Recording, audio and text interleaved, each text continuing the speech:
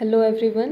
आज इस वीडियो में हम देखेंगे रिसर्च डिज़ाइन और रिसर्च डिज़ाइन के अंदर भी between and with in group design. और स्टार्ट करते हैं हमारे वीडियो। तो सबसे पहले हमें समझना है कि रिसर्च डिज़ाइन होता क्या है।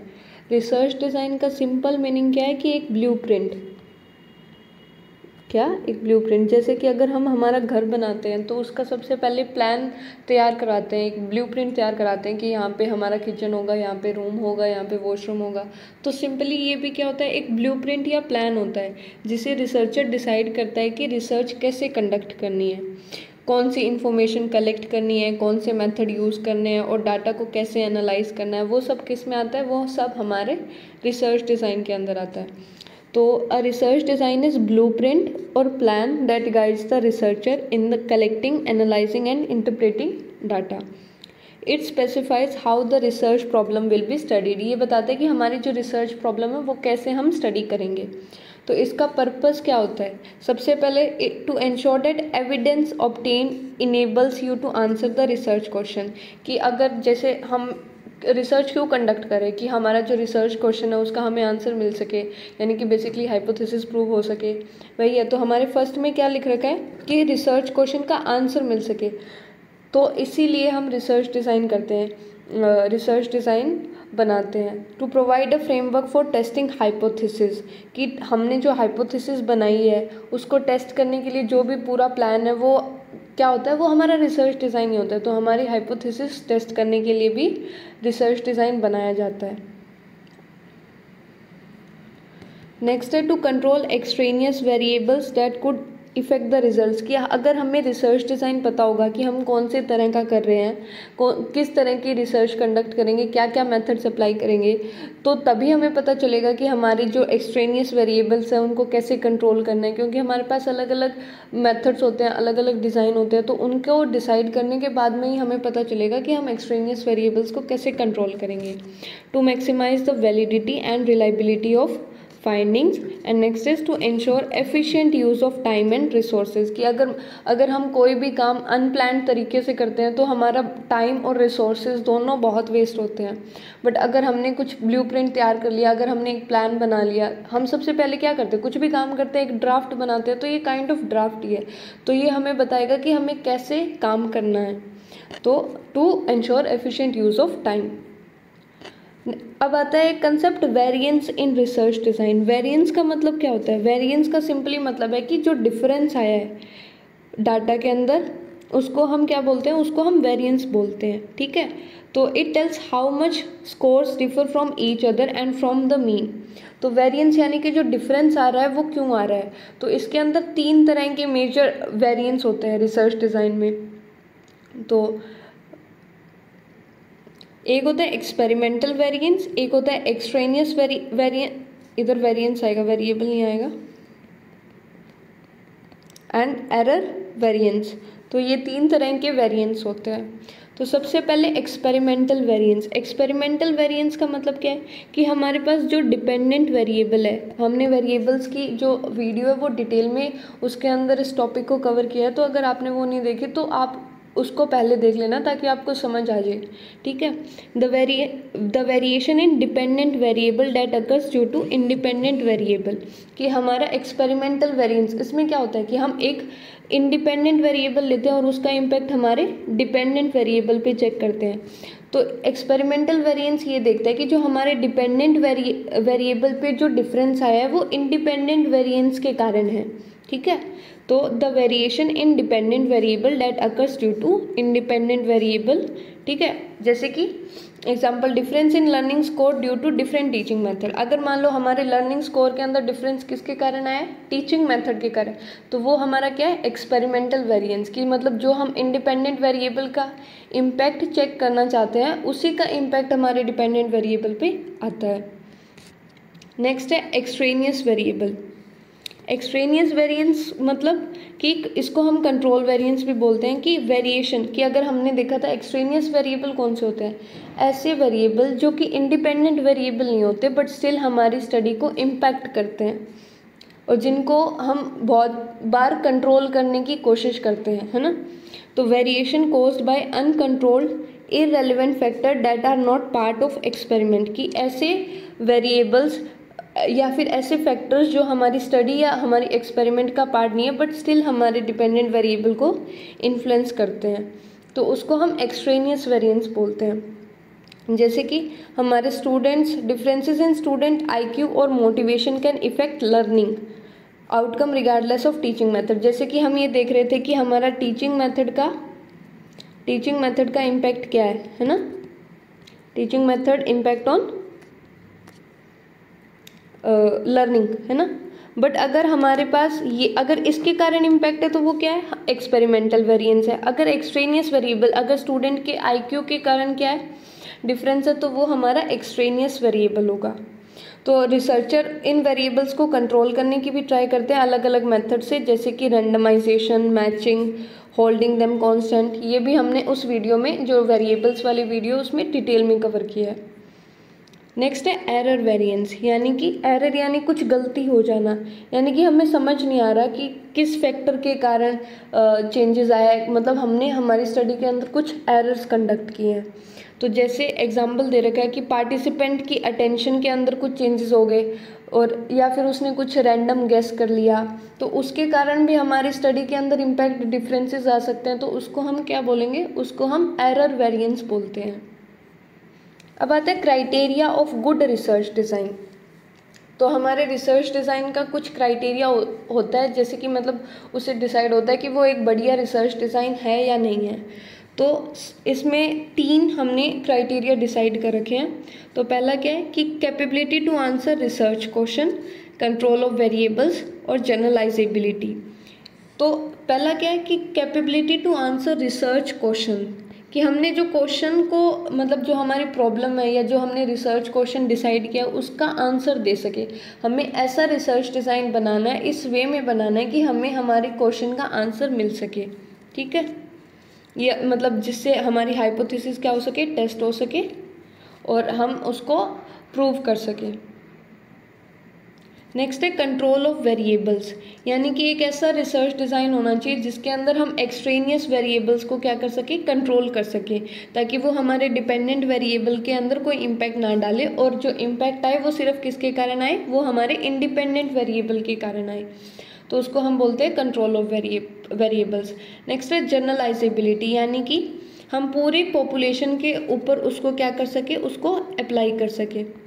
तो उसको हम क्या बोलते हैं, उसको हम जनरलाइजेबिलिटी बोलते हैं। तो हमारे कितने क्राइटेरिया है, 3 क्राइटेरिया, 3 क्राइटेरिया। तो उसमें सबसे पहले क्या है कि वो रिसर्च क्वेश्चन का आंसर प्रोवाइड कर सके, है ना। और दूसरा क्या हो गया, दूसरा ये कि वो हमें कंट्रोल ऑफ वेरिएबल्स, यानी कि हम वेरिएबल्स को क्या कर सके, कंट्रोल कर सके। और जो नेक्स्ट है वो क्या होगा कि जनरलाइजेबिलिटी, यानी कि हम पूरी जो आंसर आए, जो आउटकम आए, उसको क्या कर सके, उसको अप्लाई कर सके। तो ये हमारे 3 क्राइटेरिया है। अब नेक्स्ट आता है कि basic principles of experimental design, कि एक्सपेरिमेंटल डिज़ाइन के कुछ प्रिंसिपल है जो कि ऑस्टल और मैंसिंग ने दिए हैं। 3 बेसिक प्रिंसिपल्स है। 3 बेसिक प्रिंसिपल्स क्या है, पहला है रेप्लिकेशन। रेप्लिकेशन यानी कि अगर मान लो, अगर मैंने कोई एक रिसर्च कंडक्ट की और उसके बाद में कोई और बंदा वही सेम रिसर्च कंडक्ट करे, तो जो मेरा रिजल्ट आया वही सेम उसका रिजल्ट आना चाहिए, यानी रेप्लिकेट करना। रेप्लिकेट समझते हैं ना, कि अगर मैंने एक रिसर्च कंडक्ट की और दूसरा भी उस रिसर्च को कंडक्ट कर सके और आंसर्स वैसे ही आए जैसे मेरी रिसर्च में आए हैं। तो रिपीटिंग द एक्सपेरिमेंट, रेप्लिकेशन यानी कि basically repeating the experiment with different samples और trials to ensure reliability and accuracy of results, कि हमें रिलायबिलिटी चेक करनी है या हमारे रिजल्ट कितना एक्यूरेट है वो चेक करने के लिए अगर कोई रेप्लिकेट करे या रिपीट करे एक्सपेरिमेंट को, तो वो रिपीट कर सकता है, तो उसको हम रेप्लिकेशन बोलते हैं। नेक्स्ट है रेंडमाइजेशन। रेंडमाइजेशन का मतलब क्या है, रेंडमाइजेशन यानी कि पार्टिसिपेंट्स है जो हमने उसके अंदर हमारे रिसर्च के अंदर जो पार्टिसिपेंट्स लिए वो क्या हो, रेंडमली असाइंड हो। बढ़िया रिसर्च तो उसी को बोलेंगे, मतलब हम अलग अलग ले लेते हैं, बट रेंडमाइजेशन का मतलब तो यही है कि हमने जो पार्टिसिपेंट्स हैं उनको रेंडमली असाइन किया है। ताकि हमारी जो सिलेक्शन बाइस है, यानी कि मतलब अगर हम हमारी प्रेफरेंस के बेसिस पे किसी को सेलेक्ट करते हैं तो उसको सिलेक्शन बाइस बोल देते हैं। उसको एलिमिनेट करना है हमें, किसको, सिलेक्शन बाइस को, कि मतलब हम हमारे प्रेफरेंस से ना करें, रैंडमली करें, ताकि हमारे जो रिजल्ट्स आए वो सही आए। And ensure that each participant has equal chance of being included in the condition. ठीक है, अब नेक्स्ट है लोकल कंट्रोल। लोकल कंट्रोल या लोकस कंट्रोल को, इसका मतलब क्या है कि इसके अंदर 3 चीज़ें दे रखी है, बैलेंसिंग, ब्लॉकिंग एंड ग्रुपिंग।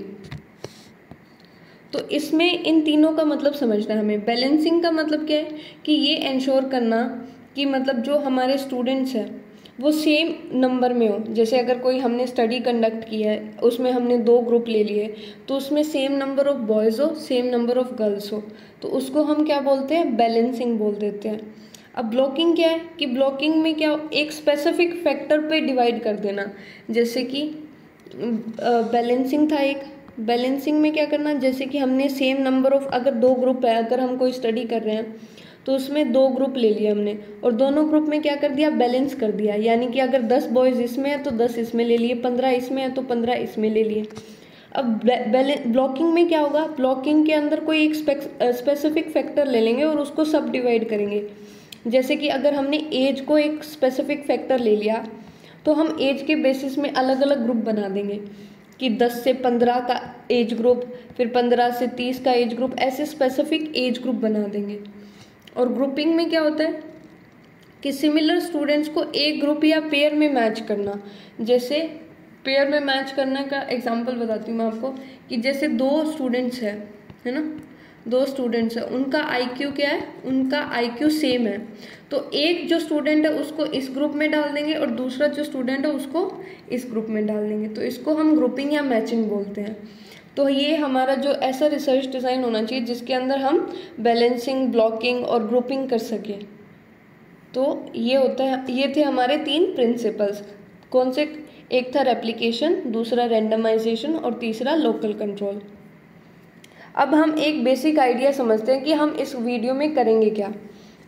तो जैसे कि हमारे पास एक्सपेरिमेंटल डिज़ाइन है ना, और उसके अंदर हम क्या कर रहे हैं, उसके अंदर हम समझ रहे हैं between and with in group design.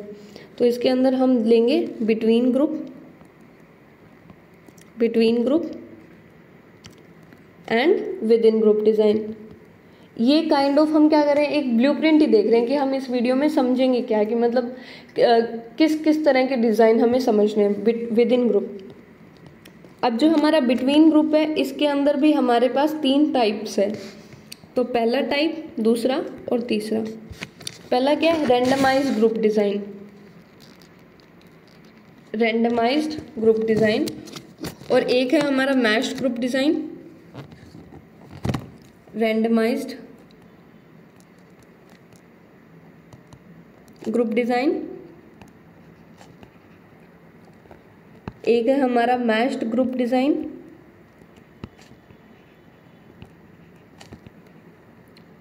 और एक है हमारा फैक्टोरियल डिज़ाइन।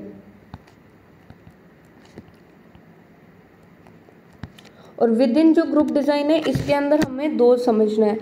एक है हमारा complete with in group design और एक है हमारा incomplete within group design, incomplete. तो ये हमारा बेसिकली रहेगा एक फॉर्मेट कि हम कैसे समझेंगे। और हमारा जो रैंडमाइज ग्रुप डिज़ाइन है उसके अंदर भी हमें 2 समझना है, एक है 2 रैंडमाइज ग्रुप डिज़ाइन और एक मोर देन 2 रैंडमाइज ग्रुप डिज़ाइन। ठीक है, तो ये हमारा रहेगा कि हम कैसे इस वीडियो को पूरा कवर करेंगे। तो स्टार्ट करते हैं बिटवीन ग्रुप डिज़ाइन से। तो सबसे पहले एक्सपेरिमेंटल डिज़ाइन में क्या होता है कि हम एक एक्सपेरिमेंट कंडक्ट करते हैं जिसके अंदर हमारे पास इंडिपेंडेंट वेरिएबल होता है और उसका हम इम्पैक्ट देखते हैं हमारे डिपेंडेंट वेरिएबल पे, और उसके अंदर हम हमारे जो एक्सट्रेनियस या कंफाउंडिंग वेरिएबल्स होते हैं उनको कंट्रोल करने की ट्राई करते हैं। तो इसके अंदर 2 मेन टाइप बता रखे हैं, एक है बिटवीन ग्रुप डिज़ाइन और एक है विद इन ग्रुप डिज़ाइन। तो बिटवीन ग्रुप यानी कि क्या समझ आ रहा है कि मतलब 2 अलग अलग ग्रुप है, जैसे ये ग्रुप है ए और ये ग्रुप है बी। अगर हमने कोई भी स्टडी कंडक्ट करनी है और उसके अंदर अगर हमने 2 ग्रुप बनाए हैं तो इसके अंदर जो पार्टिसिपेंट्स होंगे और इसके अंदर जो पार्टिसिपेंट होंगे वो दोनों अलग होंगे। जैसे अगर हमें टीचिंग मेथड एग्जांपल लेके समझते हैं। एग्जांपल जैसे कि टीचिंग मेथड है हमारे पास 2, एक टीचिंग मेथड है ए और एक टीचिंग मेथड है बी। इनका हम क्या देख रहे हैं, इनका इम्पैक्ट हम देख रहे हैं हमारी लर्निंग पे, हमारे लर्निंग पे इम्पैक्ट देख रहे हैं। तो इसमें हम क्या करेंगे, जो ग्रुप लेंगे या जो हम सैंपल लेंगे, तो जो हम टीचिंग मेथड ए होगा उसके अंदर जो इंडिविजुअल लेंगे वो अलग होंगे, ठीक है। और जो टीचिंग मेथड बी में हम जो सैंपल लेंगे वो अलग होगा। यानी कि इसके अंदर अगर हमने रोल नंबर 1 2 3 4 लिया ऐसे, तो इसके अंदर हम 6 7 8 9 10 ऐसे लेंगे। तो इनके अंदर जो हमारे पार्टिसिपेंट्स होते हैं ग्रुप ए और ग्रुप बी दोनों में अलग अलग पार्टिसिपेंट्स होते हैं। और विद इन ग्रुप डिज़ाइन में क्या होगा कि विद इन ग्रुप डिज़ाइन में जो हमने पार्टिसिपेंट्स लिए वो दोनों ग्रुप में सेम होगा। मतलब कि अगर टीचिंग मेथड ए है उसके अंदर हमारे जो रोल नंबर है वो 1 2 3 4 5 है, तो जो हमारा टीचिंग मेथड बी होगा उसके अंदर भी यही सेम रोल नंबर होंगे, यानी कि सेम पार्टिसिपेंट्स लेंगे। तो बिटवीन ग्रुप डिज़ाइन का मतलब क्या है, different participants are assigned to different experimental condition, यानी कि पार्टिसिपेंट्स अलग अलग होते हैं। और विद इन ग्रुप डिज़ाइन का मतलब क्या है, same participants experience all condition of experiment, यानी कि वही सेम पार्टिसिपेंट सारी कंडीशन एक्सपीरियंस करेंगे। तो सबसे पहले हम कवर करेंगे between group design. Between group design हमने अभी देखा क्या था कि हमने जो ग्रुप लिया है या जो सैंपल लिया है वो अलग अलग है।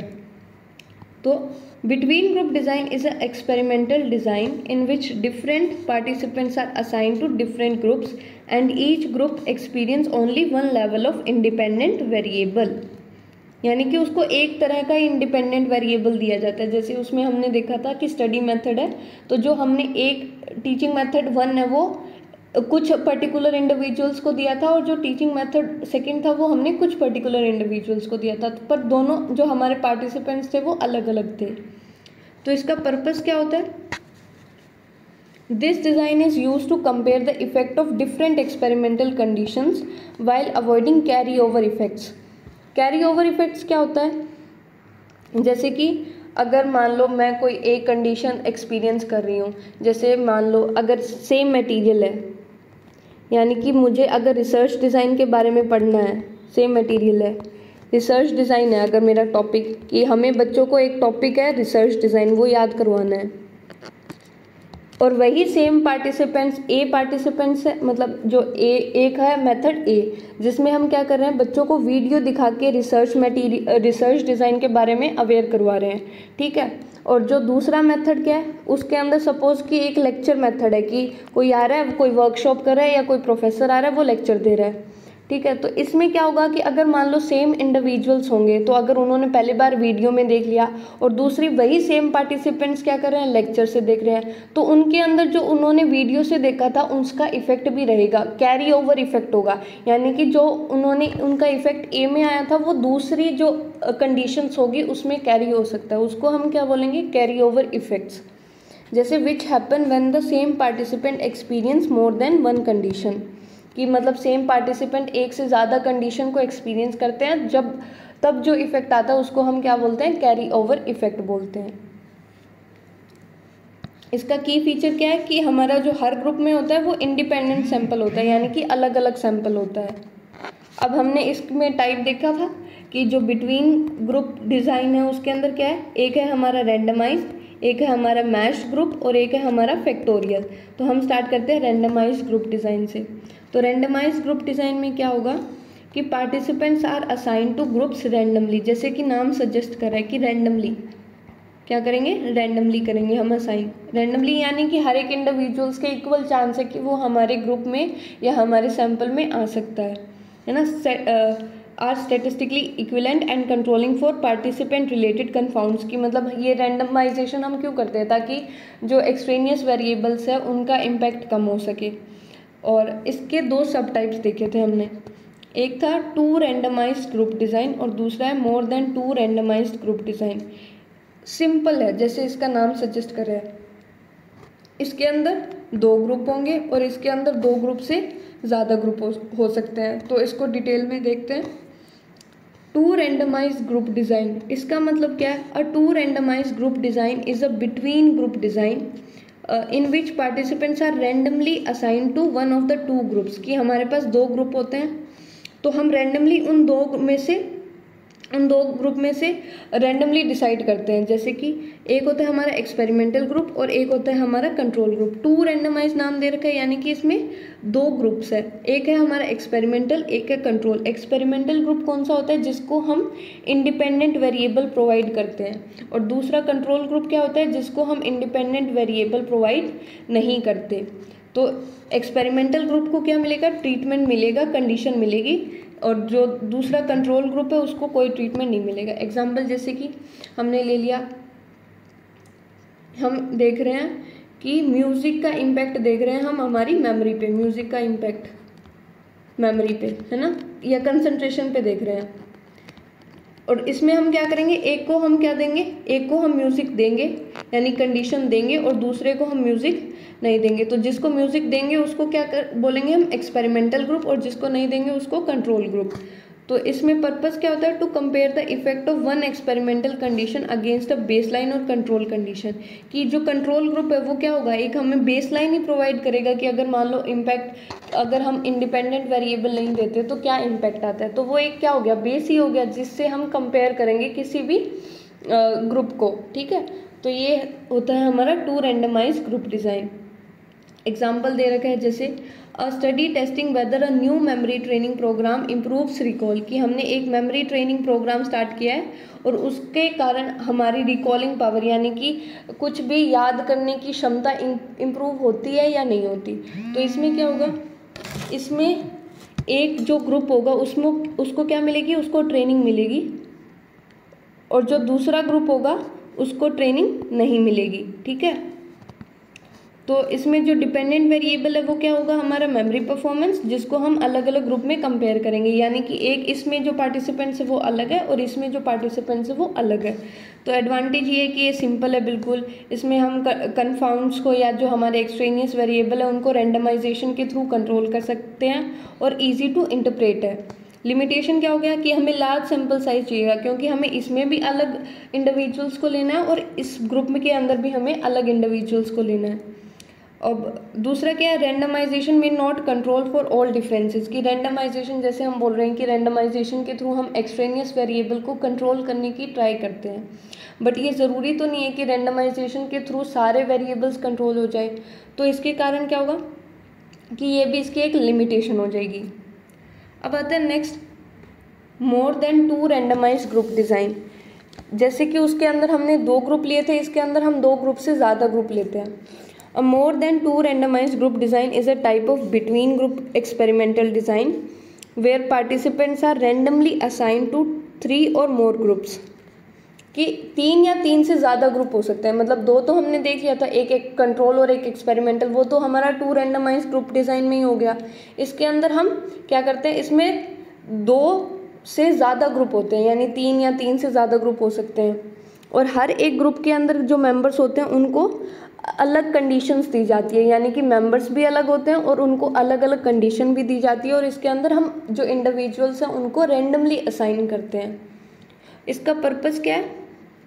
To compare multiple level of independent variable and examine their effects. यानी कि उसके अंदर तो सिर्फ हम 2 ही ग्रुप ले सकते हैं, इसके अंदर हम एक जो हमारा इंडिपेंडेंट वेरिएबल है उसके अलग अलग लेवल्स को मेज़र कर सकते हैं, क्योंकि हमारे पास अलग अलग ग्रुप है। तो जैसे एग्जाम्पल से समझते हैं, जैसे कि एग्जाम्पल देखते हैं हम कि हमने क्या किया है कि अलग अलग टीचिंग मेथड्स का इम्पैक्ट देखना है हमारी स्टूडेंट की अचीवमेंट पे। तो जैसे हमने क्या किया, 90 स्टूडेंट्स ले लिए और उनको अलग अलग ग्रुप में डिवाइड कर दिया। तो इसका नाम क्या है? More than two randomise group, है ना, more than two randomise group. तो इसमें क्या होगा? इसके अंदर हमने एक ग्रुप ले लिया, एक सेकेंड ग्रुप और थर्ड ग्रुप। इसके अंदर हम बच्चों को क्या पढ़ाएंगे? लेक्चर मेथड से, एक को डिस्कशन और एक को प्रोजेक्ट मेथड से। तो इसमें है क्या कि हमने जो बच्चे हैं उनको क्या किया है? रैंडमली डिवाइड किया है, रैंडमली डिवाइड किया है और अलग अलग ग्रुप में अलग अलग बच्चे हैं, ठीक है। तो इसको हम बोलते हैं मोर देन 2 रैंडमाइज ग्रुप। तो इसकी एडवांटेज क्या है कि ये अलग अलग कंडीशंस को कंपेयर कर सकता है और हमें कॉम्प्रिहेंसिव रिजल्ट प्रोवाइड कर सकता है। और लिमिटेशन क्या होगी कि हमें लार्ज सैम्पल रिक्वायर्ड होगा, क्योंकि हम अलग इतने ग्रुप बना रहे हैं और हर एक ग्रुप के अंदर अलग अलग मेंबर्स होंगे, तो उसके अंदर हमें क्या चाहिएगा, हमें लार्ज सैम्पल चाहिएगा। फिर एक कॉम्प्लेक्स स्टैटिस्टिकल एनालिसिस, क्योंकि इतना सारा हमें डाटा हैंडल करना होगा एक साथ, तो हमारी जो स्टैटिस्टिकल एनालिसिस होगी वो भी थोड़ी कॉम्प्लेक्स हो जाएगी। अब हम करेंगे मैच्ड ग्रुप डिज़ाइन। तो हमने क्या देखा कि हमारे पास बिटवीन ग्रुप था, उसके अंदर क्या था, हमने देख लिया रैंडमाइजेशन वाला और उसके हमने 2 पार्ट देख लिए। अब हम देखेंगे मैच्ड ग्रुप डिज़ाइन और फिर लास्ट में हम देखेंगे फैक्टोरियल डिज़ाइन। तो मैच्ड ग्रुप डिज़ाइन में क्या होगा कि it is a type of between group experimental design. ये भी क्या है, हमारे बिटवीन ग्रुप एक्सपेरिमेंटल डिज़ाइन का एक टाइप है, जिसके अंदर क्या होता है कि जो पार्टिसिपेंट्स होते हैं उनको हम क्या कर देते हैं, उनको हम पेयर या ग्रुप कर देते हैं कोई भी एक पर्टिकुलर कैरेक्टरिस्टिक्स के बेसिस पे, है ना, जैसे कि IQ हो गया, एज हो गया, जेंडर हो गया। तो before being randomly assign to different experimental conditions, की एक्सपेरिमेंटल कंडीशन के अंदर उनको असाइन करने से पहले उनको हम क्या कर देते हैं, उनको हम अलग अलग कैरेक्टरिस्टिक्स के बेसिस पे पेयर कर देते हैं या ग्रुप कर देते हैं। तो इसको हम एग्जाम्पल से समझते हैं। तो जैसे कि एग्जाम्पल क्या है, effect of teaching method on problem solving ability. हम क्या देख रहे हैं, टीचिंग मेथड का इम्पैक्ट देख रहे हैं कि हमारी जो प्रॉब्लम सॉल्विंग एबिलिटी है उसके ऊपर क्या इम्पैक्ट आएगा टीचिंग मेथड का। थोड़ी गलत हो गया ये, टीचिंग मेथड का इम्पैक्ट देख रहे हैं हम, है ना। तो जैसे कि हमने क्या किया, सबसे पहले इसमें हम क्या करेंगे कि जो भी हम पार्टिसिपेंट्स लेंगे उनका हम IQ और बेसलाइन प्रॉब्लम सॉल्विंग स्कोर देख लेंगे। बेसलाइन यानी कि मतलब अगर हम टीचिंग मेथड अप्लाई नहीं कर रहे और उनका सिंपली मतलब जैसे उनकी करेक्टरिस्टिक्स होगी कि कोई बंदा इतनी प्रॉब्लम को सॉल्व कर सकता है, कोई अगर मान लो हमने उसको 2 मैथमेटिकल प्रॉब्लम दी तो वो 2 प्रॉब्लम को सॉल्व कर पा रहा है, कोई 4 को कर रहा है, तो उसको हम क्या बोलेंगे, बेसलाइन प्रॉब्लम सॉल्विंग स्कोर। कि मतलब वो सिंपली बिना कुछ उसको कंडीशन या बिना कुछ उसको इंडिपेंडेंट वेरिएबल देने से पहले वो कितनी प्रॉब्लम को सॉल्व कर पा रहा है। तो हमने एक इंडिविजुअल का IQ मेज़र कर लिया और उनके बेसलाइन प्रॉब्लम सॉल्विंग स्कोर को मेज़र कर लिया। तो अब हम क्या करेंगे कि जैसे जो पार्टिसिपेंट्स है, जैसे 1-2 बंदे ऐसे मिल गए हमें जिनका 130 IQ है, ठीक है।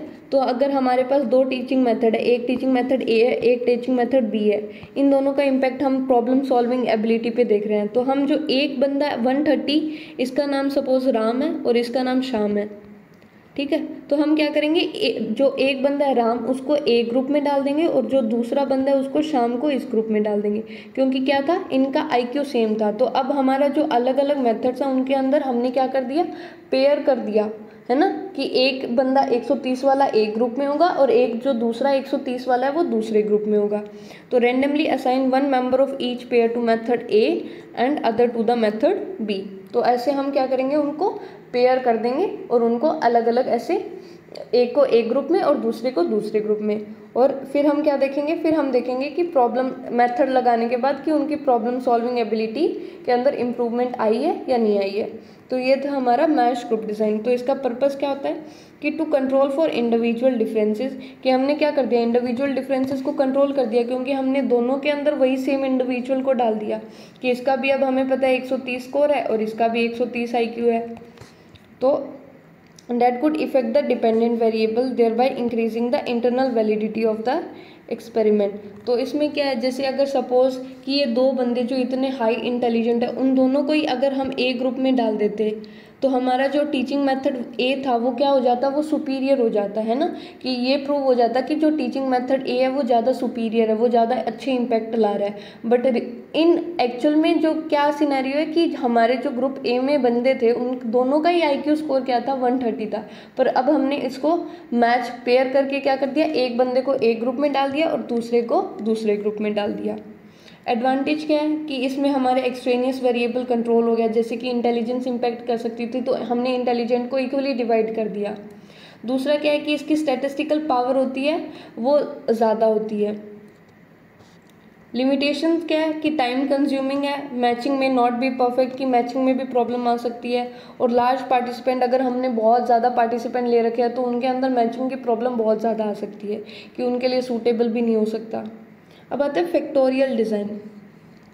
फैक्टोरियल डिज़ाइन में क्या है कि इसके अंदर हम जो इंडिपेंडेंट वेरिएबल्स होते हैं ना, उनके अलग अलग लेवल ले लेते हैं, ठीक है। जैसे कि एक्सपेरिमेंटल डिज़ाइन इन विच 2 और मोर इंडिपेंडेंट वेरिएबल्स, कि 2 या 2 से ज़्यादा इंडिपेंडेंट वेरिएबल्स को क्या करते हैं हम स्टडी करते हैं एक साथ, और उनके अलग अलग लेवल्स होते हैं, to examine their individual effects and combine effects on a dependent variable.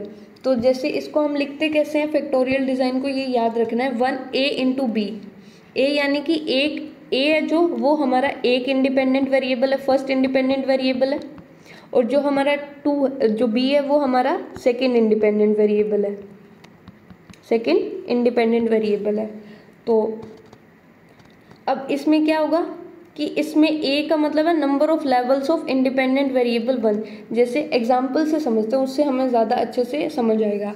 जैसे effect of sleep and caffeine on attention, तो इसमें हमारे पास इंडिपेंडेंट वेरिएबल कितने हैं, इसमें हमारे पास 2 इंडिपेंडेंट वेरिएबल है, एक है हमारे पास स्लीप और एक है हमारा कैफीन। तो इसको हम मान लेते हैं ए और इसको हम मान लेते हैं बी, नहीं सॉरी, इसको हम 1 मानते हैं क्योंकि फिर नोटेशन के हिसाब से गलत हो जाएगा। तो इसको हम मानते हैं, इसको हम फर्स्ट इंडिपेंडेंट वेरिएबल, इसको हम सेकेंड इंडिपेंडेंट वेरिएबल। अब स्लीप के अंदर भी हमने क्या किया, स्लीप के अंदर भी हमने 2 लेवल ले लिए, एक जो बंदा 4 घंटे सोता है, एक जो बंदा 8 घंटे सोता है। तो हमारा ए क्या होगा, number of levels in independent variable first. तो इसके अंदर कितने लेवल है, इसके अंदर हमारे पास 2 लेवल है। और दूसरा हमारा इंडिपेंडेंट वेरिएबल क्या है, दूसरा इंडिपेंडेंट वेरिएबल है कैफीन, दूसरा इंडिपेंडेंट वेरिएबल है हमारे पास कैफीन। उसके अंदर भी हमने क्या किया, 2 लेवल ले लिए, एक जो बंदा कैफीन कंज्यूम करता है यानी कि कोई भी फॉर्म में, जैसे कॉफ़ी की फॉर्म में, तो कैफीन प्रेजेंट है और एक एब्सेंट है, तो इसके भी क्या हो गए, इसके भी 2 लेवल हो गए। तो हमारा बी क्या था, बी है हमारा number of levels of independent variable 2, यानी कि इसके भी कितने लेवल है, वो हो जाएगा हमारा बी, यानी कि इसके भी 2 लेवल है। तो इसके अंदर टोटल कंडीशन कितनी होगी, टोटल 4 कंडीशन होगी। अगर यही हम स्लीप ये ले लेते कि एक बंदा 12 घंटे और सोता है, तो इसके अंदर हमारे कितने लेवल हो गए, इसके अंदर 3 लेवल हो गए। तो इसको हम राइट कैसे करेंगे कि स्लीप के 3 लेवल और जो हमारा सेकेंड इंडिपेंडेंट वेरिएबल है उसके 2 लेवल, तो टोटल कंडीशन कितनी हो जाएगी, 6 कंडीशन हो जाएगी। तो ये हो गया हमारा इंडिपेंडेंट वेरिएबल, जैसे हमने स्लीप ले रखा है 4 घंटे और 8 घंटे, और इंडिपेंडेंट वेरिएबल सेकंड है वो कैफीन है, या मतलब कैफीन लेता है या नहीं लेता, प्रेजेंट या एब्सेंट। तो डिज़ाइन क्या हो गया कि 2 इंटू 2, यानी कि जो फर्स्ट इंडिपेंडेंट वेरिएबल के 2 लेवल और सेकंड इंडिपेंडेंट वेरिएबल के 2 लेवल, तो इसमें 4 ग्रुप बन गए। वो 4 ग्रुप ये हमने यहाँ पे राइट कर रखे हैं कि 4 घंटे सोता है, साथ में कैफीन, 4 घंटे सोता है और कैफीन नहीं लेता, 8 घंटे कैफीन, 8 घंटे नो कैफीन। तो ये हमारा फैक्टोरियल डिज़ाइन। तो ये हमें याद रखना है कि इसमें होता क्या है, कि ये लेवल्स याद रखने हैं। अगर 2 इंटू 2 है यानी कि इंडिपेंडेंट वेरिएबल का ये लेवल है और दूसरे इंडिपेंडेंट वेरिएबल का ये लेवल है, और इनके ग्रुप कितने बनेंगे, इन दोनों को मल्टीप्लाई करके जो आएगा वो हमारा ग्रुप होगा। तो जैसे 2 इंटू 2 फैक्टोरियल डिज़ाइन है, तो इसका मतलब क्या है कि 2 इंडिपेंडेंट वेरिएबल है और दोनों के 2 लेवल है।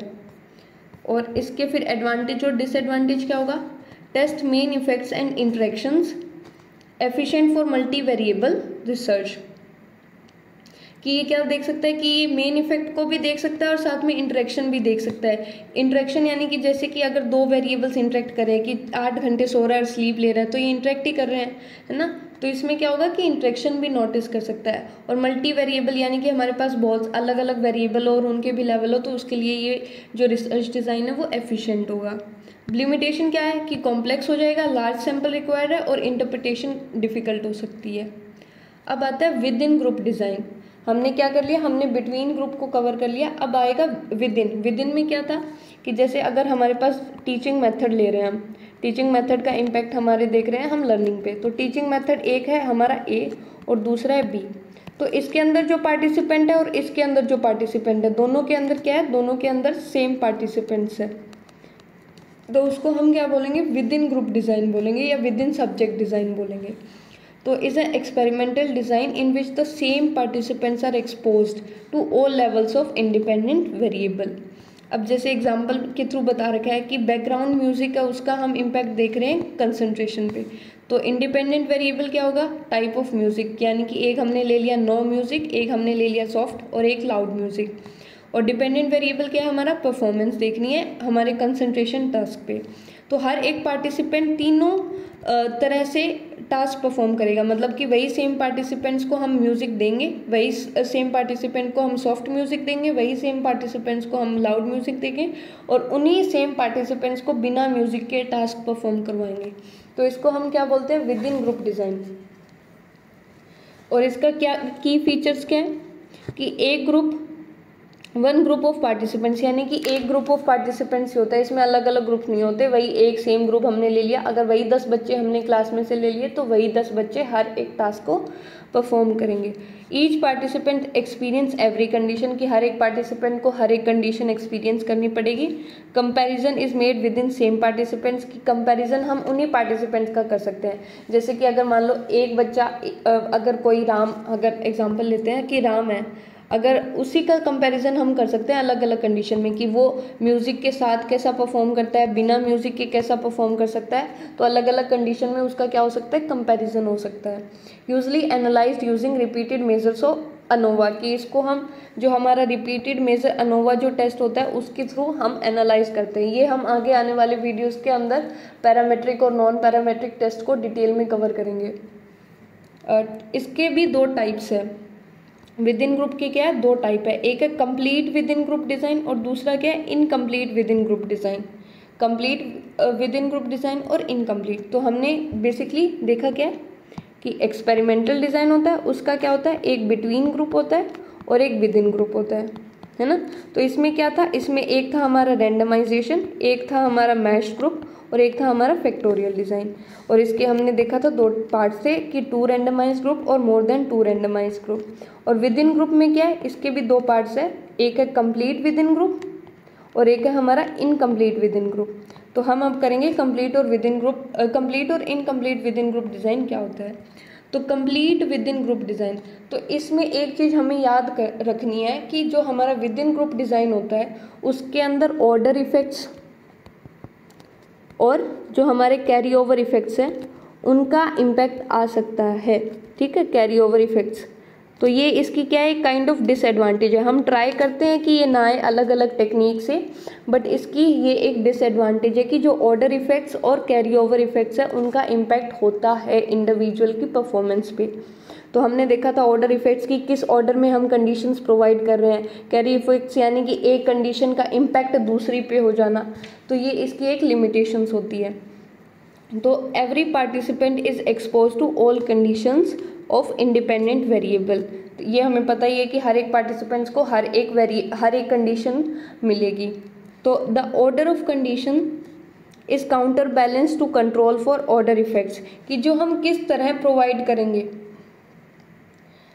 किस तरह जो हमारे रिसर्च है या जो किस तरह हमारे जो अलग अलग कंडीशंस है वो किस किस तरह हम प्रोवाइड करेंगे, उसको हम बैलेंस करने की ट्राई करते हैं ताकि ऑर्डर इफेक्ट्स जैसे कि फैटीग, लर्निंग, प्रैक्टिस, ये हमने पहले भी डिस्कस किया है कि जैसे कि अगर मान लो मैंने एक टास्क परफॉर्म कर लिया, उसके बाद अगर मैं थक गई तो मेरी अगली जो परफॉर्मेंस होगी उसके ऊपर इम्पैक्ट आएगा। अगर मान लो मेरी लर्निंग होगी, प्रैक्टिस होगी, है ना, जैसे मैंने प्रैक्टिस का एग्जांपल आपको दिया था कि रिसर्च डिज़ाइन हम एक बार वीडियो से समझ रहे हैं, दूसरी बार लेक्चर मेथड से समझ रहे हैं, तो वो प्रैक्टिस होगी, हमें पहले से लर्निंग हमारे अगली परफॉर्मेंस को इम्पैक्ट कर देती है ना।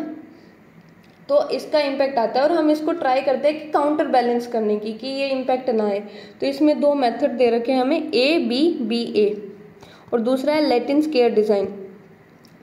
तो इसमें होता क्या है कि जो पार्टिसिपेंट्स होता है ABBA टेक्निक में, उसको क्या मिलती है कि पहले हम कंडीशन एक ऑर्डर में देते हैं, फिर हम उसको रिवर्स ऑर्डर में देते हैं।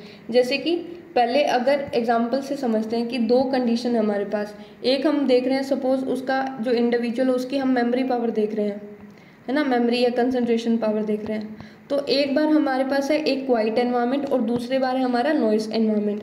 तो हम क्या करेंगे, जो पहला पार्टिसिपेंट है उसको सबसे पहले क्या करेंगे, क्वाइट एनवायरनमेंट में करवा देंगे और फिर हम क्या करवाएंगे, नॉइस एनवायरनमेंट में। फिर हम क्या करेंगे, इस ऑर्डर को रिवर्स कर देंगे। कैसे करेंगे कि फिर उसको बाद में हम करवाएंगे सबसे पहले नॉइस में और फिर हम करवाएंगे उसको क्वाइट में। तो ये होती है हमारी ए बी ए टेक्निक, ठीक है। एक होता है लैटिन स्क्वायर डिज़ाइन। अब लैटिन स्क्वायर डिज़ाइन में क्या होता है, ensure each condition appears in every position equally across participant. तो इसका भी हम एग्जांपल लेते हैं, जैसे कि अगर हमारे पास 4 स्टडी मेथड, हमें क्या करना है, 4 स्टडी मेथड को टेस्ट करना है कि सेम स्टूडेंट पे करना है, ठीक है। और each student group experience the method in a different sequence, कि जो मान लो अगर हमारे पास बच्चे हैं, फर्स्ट सेकंड थर्ड और फोर्थ, ये मान लो रोल नंबर है हमारी क्लास में बच्चों के, तो हम क्या करवाएंगे कि चारों मेथड हमें हर एक इंडिविजुअल पे अप्लाई करने हैं, कि मतलब ये बंदा भी चारों मेथड इस पे अप्लाई होंगे, चारों मेथड इस पे, चारों इस पे, चारों इस पे। तो हम क्या करेंगे, सबसे पहले जो फर्स्ट बंदा उसको क्या किस ऑर्डर में देंगे, A B C D, इसको इस ऑर्डर में दे देंगे। नेक्स्ट को किस में देंगे, B C D A में दे देंगे। फिर नेक्स्ट को किस में देंगे, C B कुछ भी randomly, C D A B, फिर D A B C, ऐसे अलग अलग ऑर्डर में देंगे। तो इसमें क्या होता है कि इसमें हम फिर से रिपीट नहीं करवाएंगे, जैसे इसमें हम रिपीट करवा रहे थे ना कि मान लो इसके बाद हम अलग ऑर्डर में करवाए, तो वो नहीं होगा, कि जो हमारे पार्टिसिपेंट्स हैं उन सभी को ही अलग अलग ऑर्डर में दे देंगे, ठीक है। तो ये होता है हमारा लैटिन स्क्वायर डिज़ाइन। अब नेक्स्ट है incomplete within group design. तो एग्जाम्पल से समझते हैं, जैसे कि सपोज हमारे पास क्या है, 6 लेवल ऑफ नॉइस है, कि एक ये इतना 10 dB, 20 decibel, 30 decibel, 40 decibel, 50 decibel, 60, ये 4 लेवल है नॉइस का। पर अगर और हम क्या कर रहे हैं, नॉइस का इम्पैक्ट देख रहे हैं हमारी मेमोरी पे सपोज, ठीक है, नॉइस का इम्पैक्ट क्या देख रहे हैं, मेमोरी पे। अब हम ये तो पॉसिबल नहीं है कि अगर हम मान लो 10 पार्टिसिपेंट्स भी ले रहे हैं तो हर एक पार्टिसिपेंट को ये सारी कंडीशन करवाएंगे तो कितना एग्जॉस्टिंग हो जाएगा एक पर्सन के लिए, कि वो 6 लेवल से गुजरे। अगर मान लो किसी के 6 लेवल से भी ज़्यादा है तो ये बहुत एग्जॉस्टिंग होगा। तो हम क्या करेंगे कि हर एक पार्टिसिपेंट को कोई भी 3 में से, रैंडमली कोई भी 3 में से क्या करेंगे, 3 कंडीशंस प्रोवाइड कर देंगे। बट ओवरऑल हर जो 6 लेवल है वो पार्टिसिपेंट्स अलग अलग कवर करेंगे। मतलब ये नहीं है कि मान लो अगर एक बंदा A है तो उसको हमने क्या दे दिया, उसको हमने 10 दे दिया, 30 दे दिया, 50 दे दिया। जो B है उसको हमने क्या दे दिया, उसको 20 दे दिया, उसको 40 दे दिया, उसको 30 दे दिया। ऐसे C है मान लो, उसको हमने 10 दे दिया, 60 दे दिया, 20 दे दिया। तो ऐसे हम अलग अलग जो पार्टिसिपेंट्स हैं उनको क्या करेंगे, 3 लेवल में से करेंगे। बट जो ओवरऑल 6 कंडीशंस है, जो हमारे 6 लेवल्स है, वो टोटली इन टोटल में कवर होंगे।